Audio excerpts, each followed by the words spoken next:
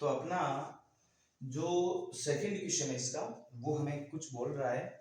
तो आप अगर पढ़ाई कर रहे हो, वीडियो देख रहे हो, तो आपसे एक रिक्वेस्ट है कि बुक जो है ना अपने पास रखा करो एनी टाइम, ठीक है। और पेन हाथ में होना चाहिए, आपकी रफ नोट बुक आपके पास में होनी चाहिए, ठीक है, सामने होनी चाहिए। मैथ्स प्रैक्टिस मांगती है, जितनी बार आप प्रैक्टिस करोगे उतना आपको फायदा होगा, ठीक है। ये रिक्वेस्ट है क्योंकि जो क्वेश्चन है, अगर यहाँ पे मान लो इतना बड़ा क्वेश्चन मैं लिख देता हूँ तो उससे मतलब नहीं बनता है। आपके पास ऑलरेडी बुक है तो आप उसको वहीं से भी पढ़ सकते हो। हालांकि मैं लिख रहा हूँ, ऐसी कोई बात नहीं है, बट जो जरूरी चीजें होती है ना वो आपके पास है, क्वेश्चन है और है, तो वो आप वहीं से भी देख सकते हो। तो बुक और नोटबुक आपके पास होनी चाहिए, ये मेरी आपसे पोलाइटली रिक्वेस्ट है, ठीक है। अब क्वेश्चन नंबर जो अपना सेकंड है वो हमें ये बोल रहा है कि निम्न समस्याओं में रैखिक समीकरणों की युग्म बनाइए और उनके हल यदि उनका अस्तित्व हो तो विलोपन विधि से ज्ञात कीजिए। एलिमिनेशन मेथड से आपको ये सब करना है। क्वेश्चन नंबर जो इसका फर्स्ट पार्ट है वो हमें क्या बोल रहा है, यदि हम अंश में एक जोड़ दें, कोई भिन्न है उसके अंश में, ठीक है। तो अगर हम, सॉरी थोड़ा फोन आ गया था, एक्सट्रीमली सॉरी। यदि हम अंश में एक जोड़ दें तथा हर में से एक घटा दें तो भिन्न जो है वो एक में बदल जाती है, मतलब एक उसका मान हो जाता है। यदि हर में एक जोड़ दें तो भिन्न आधे में बदल जाती है, हाफ के अंदर बदल जाती है। किस में बदल जाती है? हाफ के अंदर बदल जाती है। उम्मीद करता हूँ क्वेश्चन आपको समझ में आ गया होगा, नहीं आया तो मैं बता देता हूँ। कोई भिन्न है, अगर उस भिन्न के अंश में आप एक जोड़ देते हो, हर में से एक को घटा देते हो, तो वो भिन्न का जो मान आएगा वो आ जाएगा एक। यदि उसके हर में एक जोड़ देते हो तो उसका जो मान है वो हो जाएगा 1/2, ठीक है। सबसे पहले आपको मानना है, माना कि भिन्न का अंश जो है वो x है एवं हर y है, ठीक है। तब जो भिन्न है वो क्या होगी?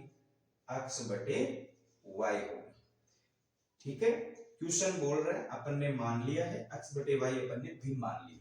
अब क्वेश्चन की जो पहली शर्त है वो ये है कि हम अंश के अंदर ऊपर वाली नंबर मींस x के अंदर एक जोड़ देते हैं, हर में से एक घटा देते हैं, तो उसका मान जो एक हो जाएगा, ठीक है। यहां पे आप लिख लीजिएगा, पहली शर्त के अनुसार, ठीक है। पहली शर्त के अनुसार इसके अंश में एक जोड़ दीजिए, इसके हर में से एक घटा दीजिए और बराबर में क्वेश्चन हमें ये बोल रहा है कि एक आएगा। कितना आएगा? एक आएगा, ठीक है। अब आप y-1 को इधर लेके चले जाइए, x + 1 अपनी जगह पे है और 1 इंटू आ जाएगा y-1, ठीक है।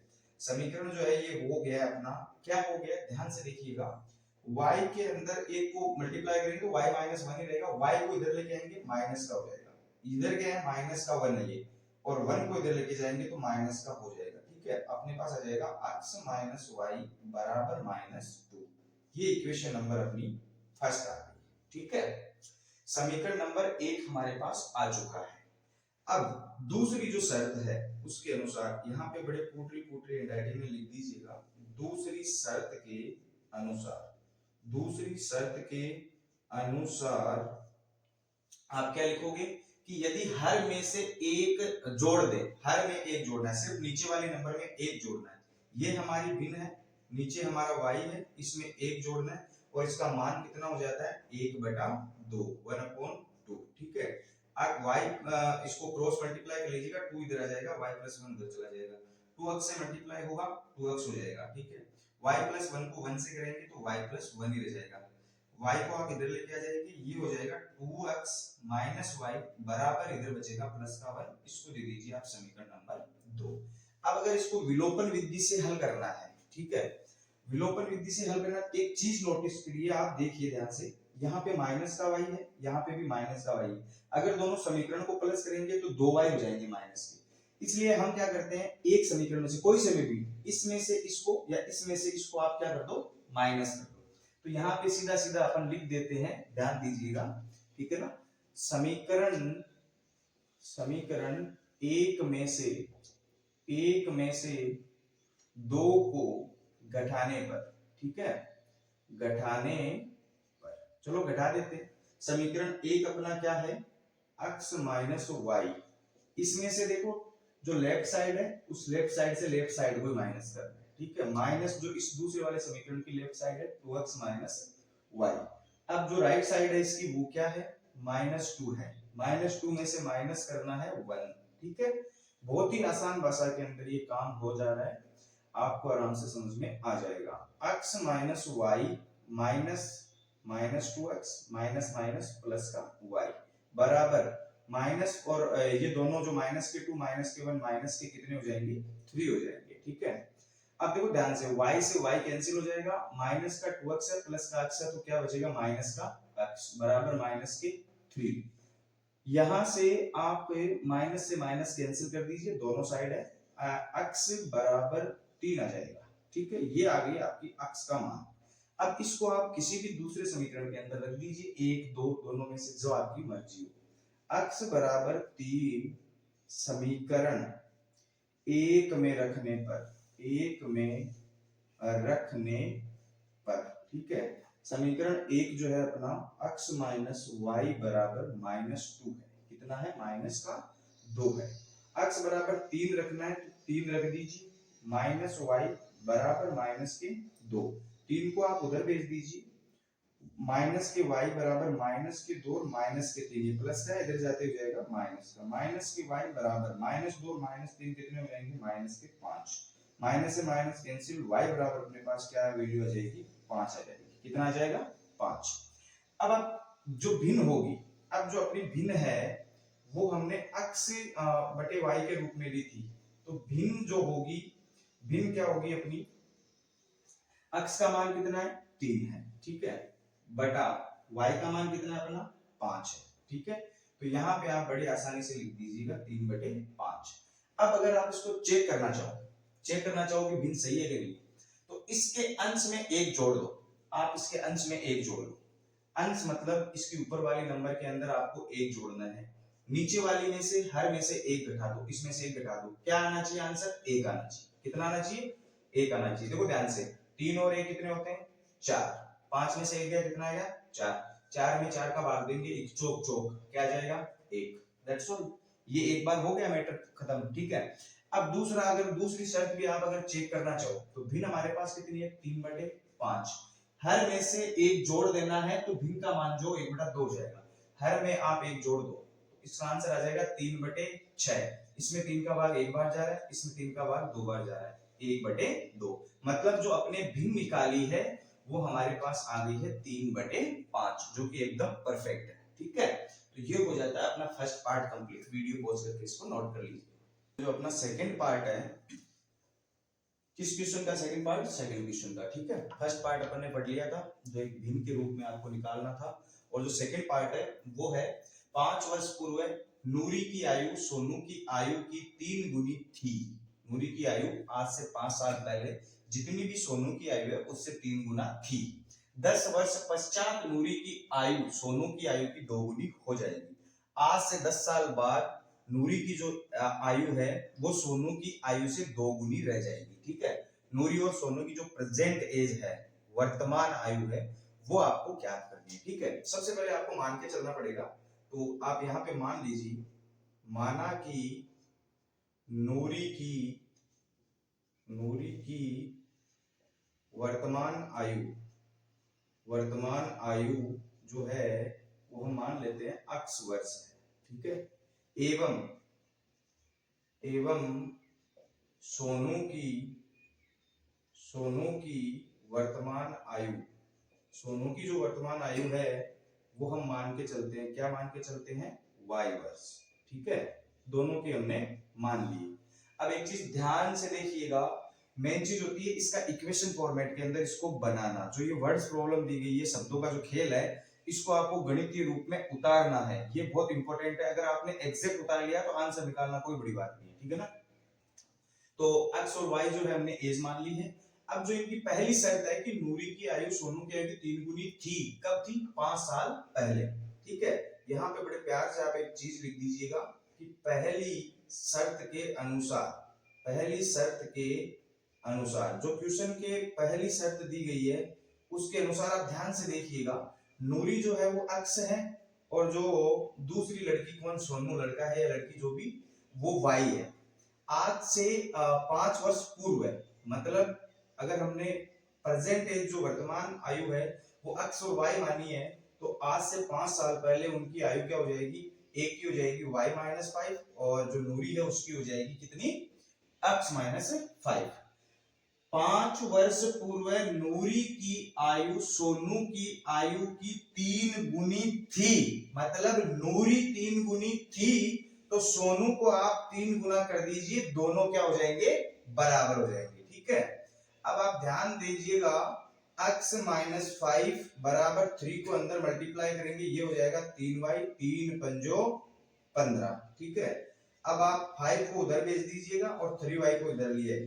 ठीक है, तो x-3y बराबर माइनस के 15 और प्लस के 5। 5 जो है इधर आएंगे तो किसके हो जाएंगे, प्लस के, और जो 3y इधर आएगा किसका हो जाएगा, माइनस का। अपने पास इक्वेशन कुछ आ जाएगा इस प्रकार का, माइनस के 10, इक्वेशन नंबर फर्स्ट। ठीक है, विलोपन विधि और प्रतिस्थापन विधि जो भी ये बोल रहा है उस हिसाब से अपन को करना है और विलोपन विधि से इसको करना है। ठीक है, तो अब ये पहला इक्वेशन हो गया। अब आप दूसरी शर्त देखिएगा। ठीक है, दूसरी जो शर्त है, दूसरी शर्त के अनुसार,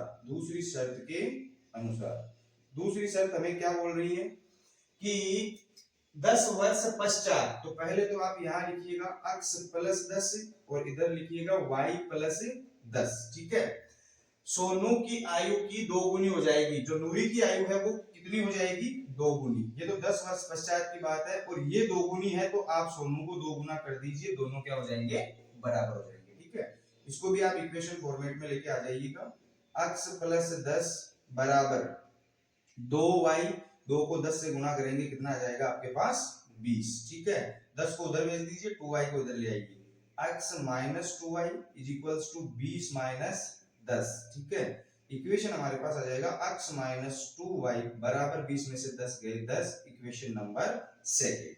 अब ये हमने फर्स्ट और सेकंड इक्वेशन ले लिया है, विलोपन विधि से इनका हल करना है, मतलब गायब करना है आपको। ठीक है, एक चीज ध्यान से देखिएगा, यहाँ पे x है, यहाँ पे भी x है, आपको किसी को भी किसी से भी गुणा करने की जरूरत नहीं, डायरेक्टली आप किसी भी इक्वेशन में से दूसरा इक्वेशन माइनस कर दीजिए जो आपको ठीक लगे। ठीक है ना, तो यहाँ पे आप लिखिए कि समीकरण जो अपना है, समीकरण एक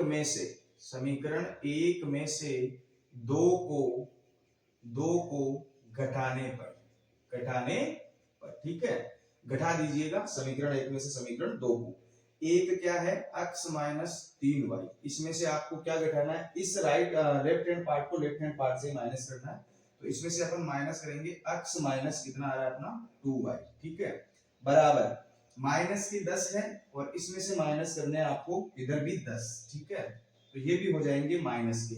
अब आप ध्यान दीजिएगा कि x minus 3y minus plus minus x minus minus plus 2y बराबर माइनस के 10 और माइनस के 10 माइनस के कितने हो जाएंगे, 20। ठीक है, x से x कैंसिल हो जाएगा, माइनस के 3y है प्लस के 2y है तो माइनस का y बचेगा, बराबर माइनस के कितने बचेंगे, 20 बचेंगे। ठीक है, y बराबर माइनस से माइनस कैंसिल और क्या आ जाएगा आपके पास, 20 आ जाएगा। अब आप एक चीज ध्यान से देखिएगा, इस y को आप समीकरण चाहे 2 में रखिए चाहे 1 में रखिए, आपके पास वैल्यू आ जाएगी x की। ठीक है, तो यहाँ पे लिखिएगा y बराबर 20 समीकरण 1 में रखने पर, ठीक है, रख दीजिए आप और आसानी से वैल्यू निकाल लीजिए।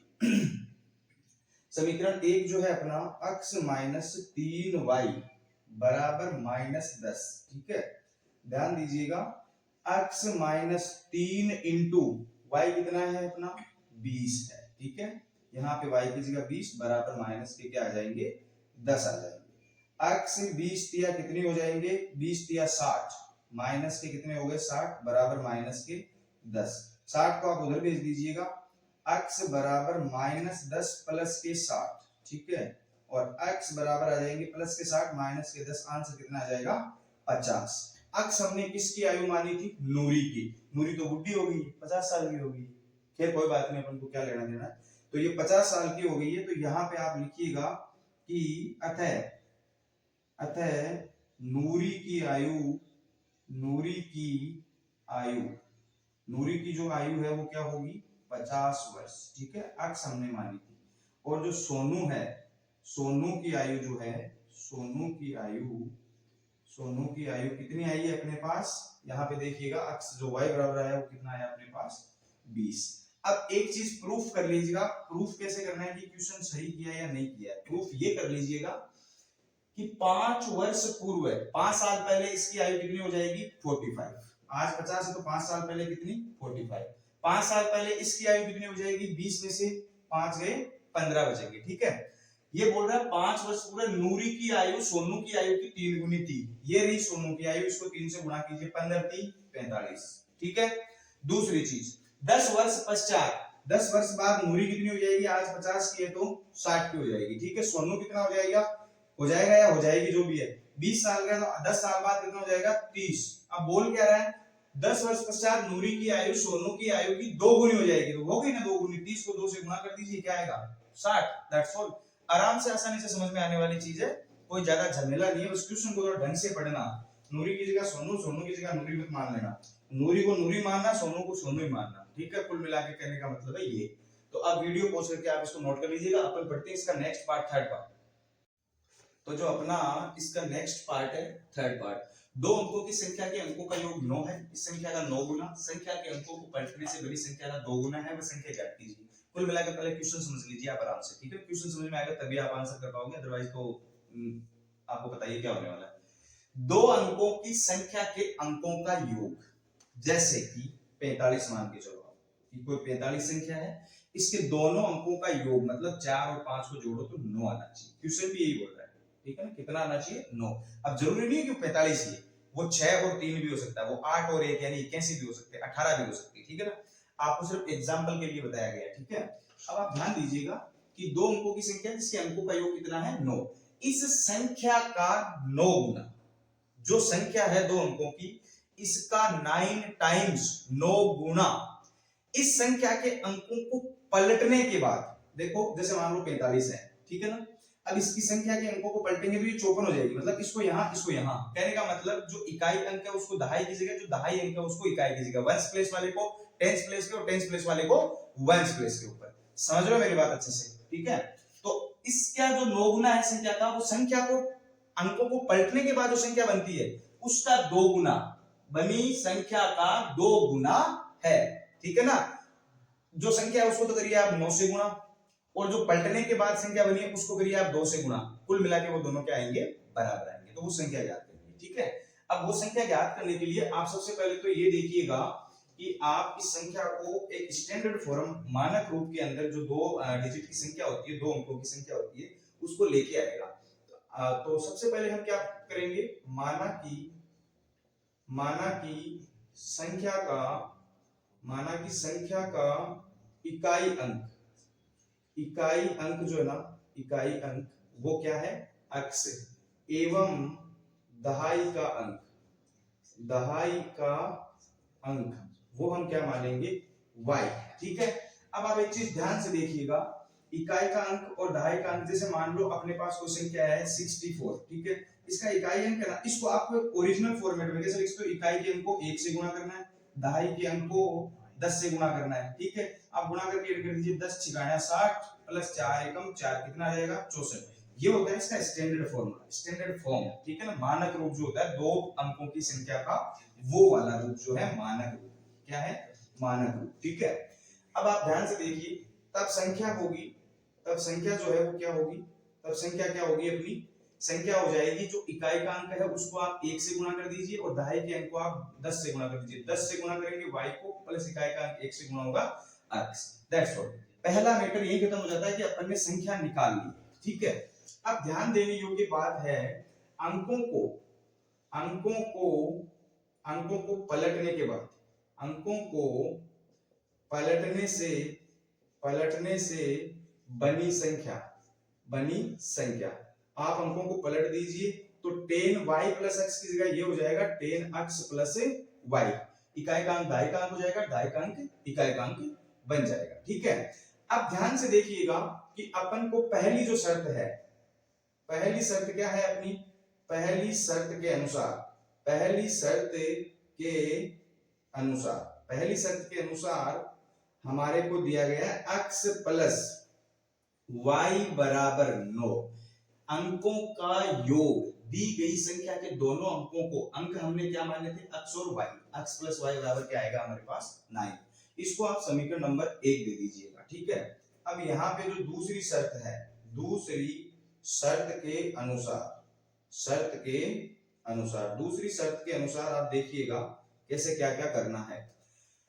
तो दूसरी शर्त जो है वो बोल रही है इस संख्या का 9 गुना, जो पहली जो संख्या है 10y प्लस x, इसका 9 गुना।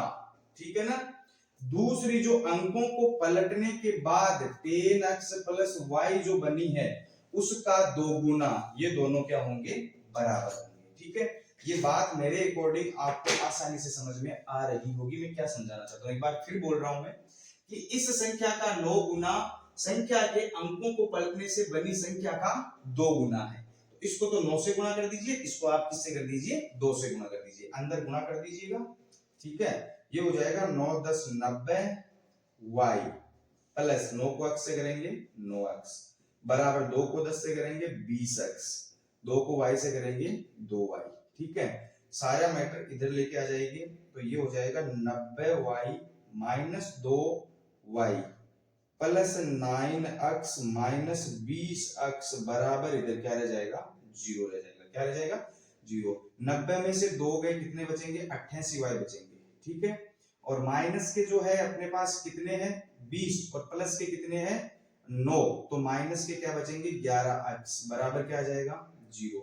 इन दोनों में से देखो 11 कॉमन आ रहा है, तो ये बचेगा 8y माइनस x, यहां से 11 चला गया, यहाँ से 11 8 88 हो जाएंगे वापस, ये वापस 11 हो जाएंगे, मतलब 11 कॉमन आ रहा है, क्या बचेगा, 0 बचेगा। 11 अगर उधर जाएगा तो डिवाइड में चला जाएगा, भाग में, फिर ये 0 हो जाएगा। कुल मिला के अपने पास जो इक्वेशन आने वाला है वो हो जाएगा 8y माइनस x बराबर 0। इसको आप इक्वेशन नंबर 2 दे दीजिएगा।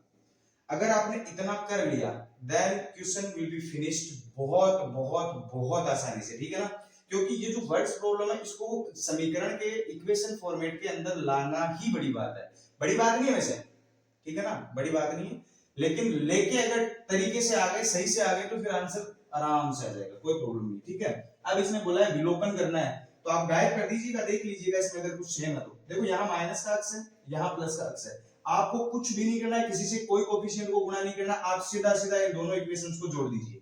ठीक है, यहाँ पे आप लिख दीजिएगा समीकरण 1 व 2 को जोड़ने पर, ठीक है, जोड़ने पर, ऐड करने पर, समीकरण 1 अपना क्या है, x प्लस y, इसकी जो लेफ्ट हैंड साइड है वो x प्लस y है, इसमें ये लेफ्ट हैंड साइड ऐड होगी 8y माइनस x। ठीक है, प्लस 8y माइनस x। अब इसकी जो राइट हैंड साइड है वो कितनी है, 9 है। ठीक है, इसमें इसकी राइट हैंड साइड कितनी है, 0 है, तो वो ऐड हो जाएगी 0। ठीक है, अब ध्यान देने योग्य बात ये है x plus y plus 8y minus x बराबर कितना है, 0, सॉरी 9, माइनस x से प्लस x कैंसिल, 8y और 1y, कितने y हो जाएंगे, 8 और 1 9y बराबर कितना आ जाएगा, 9 आ जाएगा। ठीक है, y बराबर 9/9, मतलब क्या आ जाएगा आपके पास आंसर 1।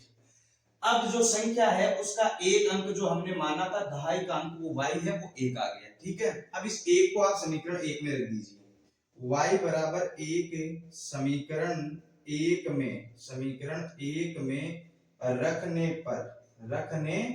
पर, ठीक है, x प्लस वाई बराबर 9 और x प्लस वाई कितना है, 1 बराबर 9।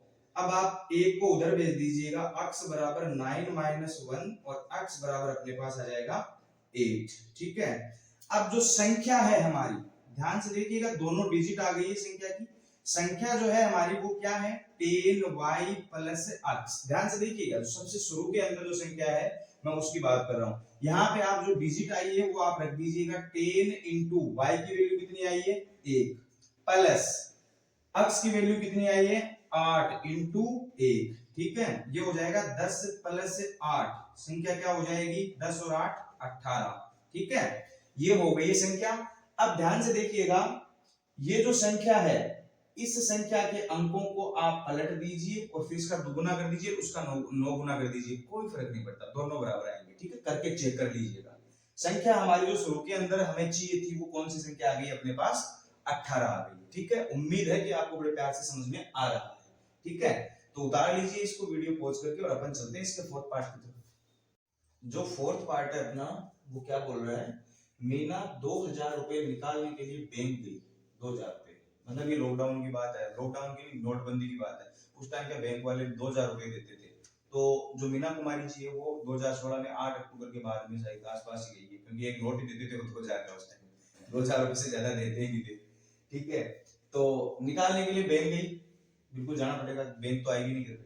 उसने खजांची से, खजांची मतलब कैशियर, खजांची से रुपए 50 के और 100 रुपए के नोट देने के लिए कहा। ऐसा एक्चुअली होता नहीं है, क्योंकि जो नोट उनके पास अवेलेबल होते हैं वही देते हैं, ठीक है। तो उसने 50 रुपए और 100 रुपए के नोट देने के लिए कहा। मीना ने कुल 25 नोट प्राप्त किए। जो मीना कुमारी जी है उन्होंने 25 नोट प्राप्त किए, उनको 25 नोट दिए गए 2000 रुपए बना के, ठीक है। ज्ञात कीजिए कि उसने 50 रुपए के और 100 रुपए के कितने कितने नोट प्राप्त किए, ठीक है। अब ये ज्ञात करने के लिए आपको सबसे पहले मैथ में क्या करना पड़ता है, मानना पड़ता है, ठीक है। तो मान के चलते हैं अपन, ठीक है। माना कि 50 रुपए के नोटों की संख्या बराबर x है, एवं 100 रुपए के नोटों की जो संख्या है वो हम मान लेते हैं y, ठीक है। अब एक चीज ध्यान से देखिएगा आप कि इसने ऐसे बोला है कि कुल जो नोट है उसने कितने प्राप्त किए हैं, 25 नोट प्राप्त किए हैं, ठीक है ना। तो यहाँ पे आप लिख दीजिए पहली शर्त के अनुसार according to the first condition, ठीक है। पहली शर्त के अनुसार जो नोट है 50 के और 100 के कुल मिला के कितने हैं 25, ठीक है। समीकरण नंबर आ गया 1।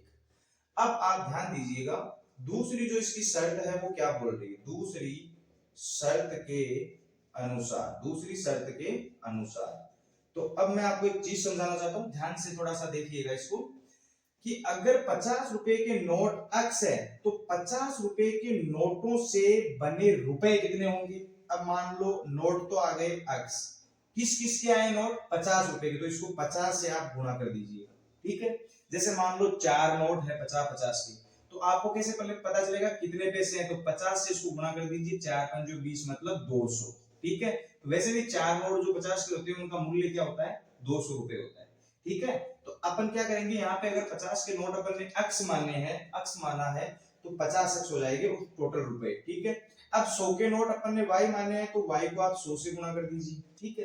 कुल मिला के जो रुपए हैं उसने कितने निकलवाए हैं 2000, तो लिख दीजिए दोनों को प्लस करके कि भाई 2000। ये हो गया अपना समीकरण नंबर 2। अब एक चीज ध्यान से देखिएगा, इस समीकरण को बड़े प्यार से आप छोटा कर सकते हो। कैसे छोटा कर सकते हो, बिकॉज इसमें 50 का भाग जा रहा है सारों के अंदर, ठीक है। तो यहां आप लिखिए समीकरण 2 में 50 का भाग देने पर इसमें आप भाग देके इसको छोटा कर लीजिए, ठीक है ना, कैलकुलेशन में कोई प्रॉब्लम नहीं हो। तो यहाँ पे देखो 50 का इसमें करेंगे पूरे के अंदर, तो यहाँ x बचेगा, 50 से 50 कट जाएगा। 100 में 50 का भाग कितनी बार जाएगा 2 बार जाएगा। 2000 में 50 का भाग अगर आप देते हो तो कितनी बार जाएगा 40 बार जाएगा, ठीक है ना, 40 बार चल जाएगा।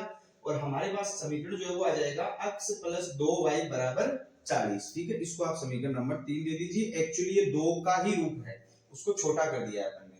अब देखिए ध्यान से, यहाँ पे देखो कोफिशिएंट 1 है, इसका भी 1 है। आसानी से आप इस समीकरण में से इसको माइनस कर दीजिएगा, काम खत्म हो जाएगा अपना, ठीक है ना। तो यहाँ पे लिखिए समीकरण 2 से समीकरण 3 से 1 को घटाने पर, ठीक है ना। तो आपको ये तो पता ही होगा कि लेफ्ट हैंड साइड से लेफ्ट हैंड साइड और राइट हैंड साइड से राइट हैंड साइड घटती है, ठीक है ना, जुड़ती भी वैसे ही है। तो इस मैटर में से इस मैटर को आप माइनस कर दीजिए, यानी x प्लस 2y में से आपको माइनस कर देना है x प्लस y, ठीक है, बराबर 40 में से आपको माइनस कर देना है 25, ठीक है। ये हो गया अपना मैटर क्लोज। अब इसका आसानी से जो मान है वो आ जाएगा x plus 2y minus plus minus X minus plus minus Y बराबर 40 में से 25 गए, कितने बचेंगे 15, ठीक है।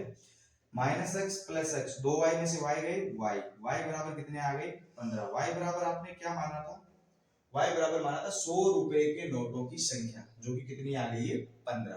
अब जो y का मान है, y का मान, ठीक है, समीकरण 1 में रख दीजिए, समीकरण 1 में रख दीजिए, रखने पर समीकरण 1 क्या है अपना, x प्लस वाई बराबर 25, ठीक है, और y अपना कितना आ गया है x प्लस 15 बराबर 25, x बराबर 25 माइनस 15, ठीक है, x बराबर अपने पास कितना आ जाएगा 10।